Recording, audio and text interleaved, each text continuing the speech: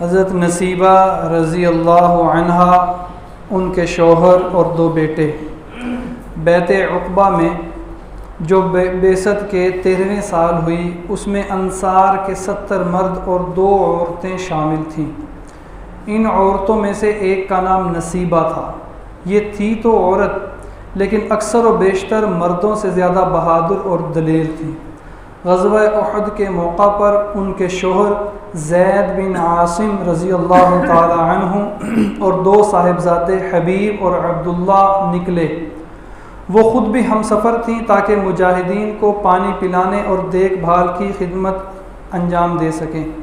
जब जंग का रुख पलटा और भगदड़ मची तो हज़रत नसीबा रज़ी अल्लाह ताला अन्हा पानी पिलाती फिर रही थीं।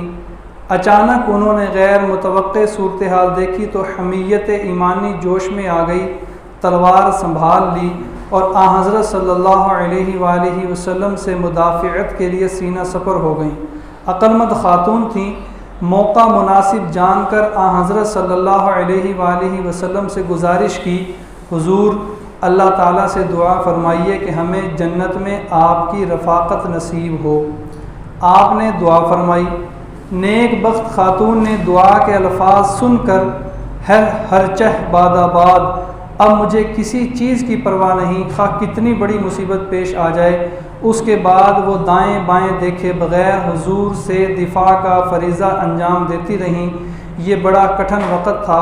बड़े बड़े सूरमा मैदान को छोड़कर चले गए थे, मगर वो अल्लाह की बंदी कैसे दिल गुर्दे की मालिक थीं कि बदस्तूर डटी रहीं। उस रोज़ उनके जिस्म पर तलवारों और नेज़ों के बाला ज़ख़म आए थे। ये ख़ातून बैत रिज़वान के मौका पर भी मौजूद थीं। अहद सिद्दीक़ी में यमामा की जंग में हिस्सा लिया।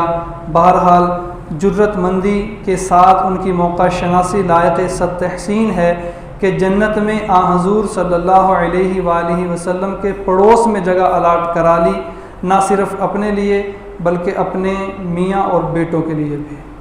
अल्लाह ताला हमें सहाबा के नक्श कदम पर चलने की तौफ़ीक़ अता फ़रमाए।